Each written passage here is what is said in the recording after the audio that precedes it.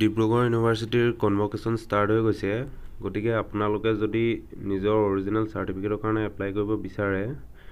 তেতিয়া আপোনালোকে এইখিনি কৰি ল'ব পাৰে ফাৰ্ষ্টতে ইয়াত ডিব্ৰুগড় ইউনিভাৰ্চিটিৰ অফিচিয়েল ৱেবছাইটটো সাৰ্চ কৰিব পাৰিব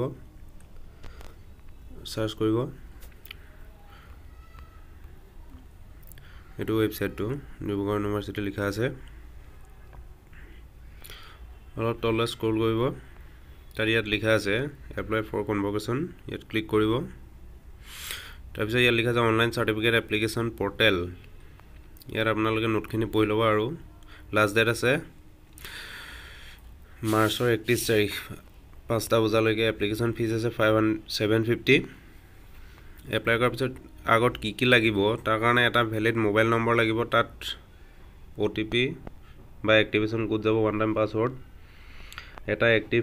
মেইল আইডি আৰু আপোনালোকে অনলাইন পেমেন্ট কৰিবৰ কাৰণে ভিসা মাষ্টাৰ কাৰ্ড ৰূপে এইবিলাক ইউজ কৰিব পাৰে নেট বেংকিং ক্ৰেডিট কাৰ্ড এইবিলাক ইউজ কৰিব পাৰে তাৰপৰা গাইডলাইনখিনি হৈছে আপোনালোকে scan copy of passport size photograph copy লাগিব ZPG ফৰ্মেটত আৰু এটা সিগনেচাৰ আপোনালোকৰ তাৰপৰা ইয়াত কি কৰিব আপোনালোকে ইয়াত এন্টাৰ কৰিব এন্টাৰ কৰাৰ লগে লগে ইয়াত এটা সাইন ইন কৰিব আহিব মোবাইল নম্বৰ পাছৱৰ্ড থাকিব যদি আপোনালোকৰ একাউন্ট নাই এটা খুলি ল'ব পাৰিব ইয়াত ক্ৰিয়েট নিউ একাউন্টত ফাৰ্ষ্টতে ফাৰ্ষ্ট নেম বা মিডল নেম একেলগতে দি দিব পাৰিব লাষ্ট নেমটো তলত দিব তাৰ তলত ফোন নাম্বাৰটো দিব তাৰপৰা জেন্ডাৰটো সিলেক্ট কৰিব আৰু তাৰ তলত এটা ষ্ট্ৰং পাছৱৰ্ড দিব পাছৱৰ্ডটো এনেকৈ দিব যাতে 8 ডিজিটৰ হয় কেপিটেল স্মল মিক্স লেটাৰ দিব পাৰে ডিজিট দিব পাৰে বা নিউমেৰিয়েল দিব পাৰে তলত হেতু ভেৰিফাই কৰিব পাছৱৰ্ডটো তাৰপৰা ক্ৰিয়েট একাউন্টত ক্লিক কৰিব কৰাৰ লগে লগে আপোনাৰ মোবাইললৈ এটা OTP আহিব OTPটো আহিলে এইটো ফিল আপ কৰি আপোনালোকে এক্টিভেট কৰি ল'ব লগইন কৰাৰ লগে লগে আপোনালোকৰ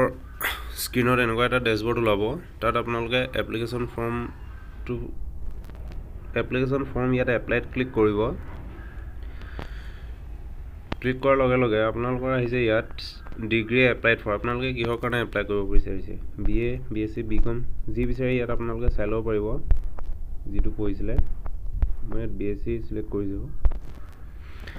ইয়াত ওলাইছে আপোনালোকে registration number provided by Dibrugarh university তাত ৰেজিষ্ট্ৰেচন নম্বৰটো যেতিয়া ফিল আপ কৰি দিব তেতিয়া তলত ইয়াত candidate name father's name mode of education college institute য'ৰ পৰা আপুনি পাছ কৰিছে এইখিনি ইয়াত অটো ফিল হৈ যাব তাৰ পিছত আপোনালোকে এই বুটনটোত ক্লিক কৰিব I certified that the registration number at and above is mine and corresponding information is correct ইয়াত ক্লিক কৰিব তাৰ পিছত কন্টিনিউত ক্লিক কৰিব এই দেখিছে মই ৰেজিষ্ট্ৰেচন নম্বৰটো এন্টাৰ কৰাৰ পিছত নেম ফাদাৰ্স নেম এইবিলাক অটো ফিল হৈ গৈছে তাৰ পিছত আপোনালোকে স্ক্ৰল কৰি কন্টিনিউত ক্লিক কৰিব এটা এনেকৈ পপ আপ ওলাব তাত আপোনালোকে ওকেত ক্লিক কৰিব তাৰ পিছত এনেকুৱা এটা মেনু ল'ব আপোনালোকে ইয়াত দেখিব যে এটা ৰঙাকৈ লিখি দিছে যে as the original pass certificate will be issued in bilingual Assamese and English format candidate are advised to write their names in the Assamese script correctly তেতিয়া কি হ'ব ধৰি লওক আপোনাৰ ইয়াত ইংলিছৰ নামটো ওলাই আছে গ্ৰীন কালাৰ দি তাৰপৰা name of the candidate in Assamese ইয়াত আপোনালোকে আসামিজত লিখিব লাগিব তাত ক্লিক কৰাৰ লগে লগে কিবোৰ্ডটো ওলাই যাব আৰু confirm name of the candidate in Assamese আকৌ এবাৰ কনফাৰ্ম কৰিব কাৰণ আপোনালোকে যিটো বহাব হেতুৱে সাৰ্টিফিকেটত আহিব তাৰ কাৰণে ইউনিভাৰ্চিটি জগৰীয়া নহয় হেতু কাৰণে আপোনালোকে নিজে লিখিব দিছে ইয়াত যেতিয়া ক্লিক কৰিব তেতিয়া আপোনালোকৰ কিবোৰ্ডখন এনেকৈ ওলাই যাব আপোনালোকে যিটো হয় হেতু ইয়াত বহাব ইয়াত দেখিছে মই নামটো ফিল আপ কৰি দিয়াৰ লগে লগে অসমীয়াত ইয়াত আহি গৈছে তাৰ পিছত আপোনালোকে নেক্সটত ক্লিক কৰিব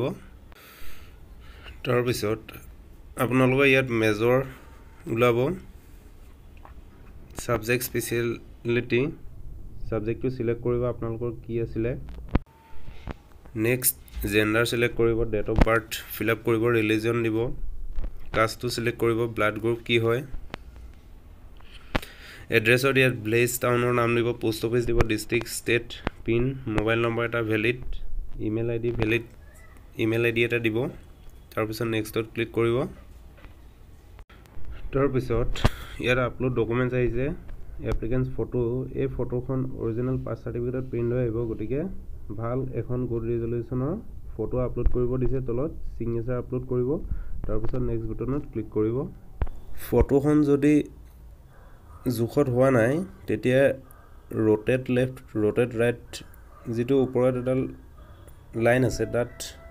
বুটনটোত ক্লিক কৰি লেফ্ট ৰাইট কৰি এডজাষ্ট কৰি ল'ব পাৰিব তাৰপিছত ক্ৰপত ক্লিক কৰিব নেক্সট বুটনত ক্লিক কৰাৰ লগে লগে আপোনালোকৰ ইয়াত নেমখিনি ইংলিছ আছামিজ ইয়াত সুন্দৰকৈ ওলাই যাব ফাদাৰ্ছ নেম ৰেজিষ্ট্ৰেশ্যন নম্বৰ এইখিনি অল ডিটেইলছখিনি ওলাই যাব আপোনালোকে এবাৰ ভালদৰে চেক কৰি ল'ব যিখিনি আপোনালোকে ফিল আপ কৰিছে সেইখিনি ইয়াত আহি যাব আণ্ডাৰটেকিঙত ইয়াত যিকেইটা লেফ্ট চাইডে বক্স দেখিছে তাত আপোনালোকে ক্লিক কৰিব লাগিব ভালকৈ পঢ়ি ল'ব কি লিখা আছে গোটেইকেইটা ক্লিক কৰাৰ পিছত তেতিয়া প্ৰচিড টু পে' কৰিব প্ৰচিড টু পে' কৰাৰ পিছত এনেকুৱা এটা পপ আপ ওলাব Dibrugarh.online says once proceed this information can be edited later are you sure want to proceed যদি হয় ওকে কৰিব যদি ৰং হয় কেনসেল কৰিব ওকে কৰাৰ পিছত আপোনালোকক ডাইৰেক্টলি পেমেন্ট পেজটোলৈ লৈ যাব আপোনালোকে debit card credit card net banking এইবিলাকৰ সহায়ত পেমেন্টটো কৰি ল'ব পাৰিব ইয়াত কাৰ্ড নাম্বাৰ দিব এক্সপায়াৰ ডেট ইয়াৰ CVV কাৰ্ড হোল্ডাৰ নেম দি মেক পেমেন্টত ক্লিক কৰিব যেতিয়া আপোনালোকে পেমেন্ট কৰিব তাৰ পিছত তেনেকৈ ট্ৰানজেকচন ষ্টেটাছ এটা ওলাব যিটো একনলেজমেন্ট স্লিপটো হয় তলত দেখিবই যেটো ডাউনলোড এপ্লিকেশন ফৰ্ম আছে তাত ক্লিক কৰি আপোনালোকে ডাউনলোড কৰি ৰাখি থব বা প্ৰিন্ট কৰি ৰাখি থব পাৰে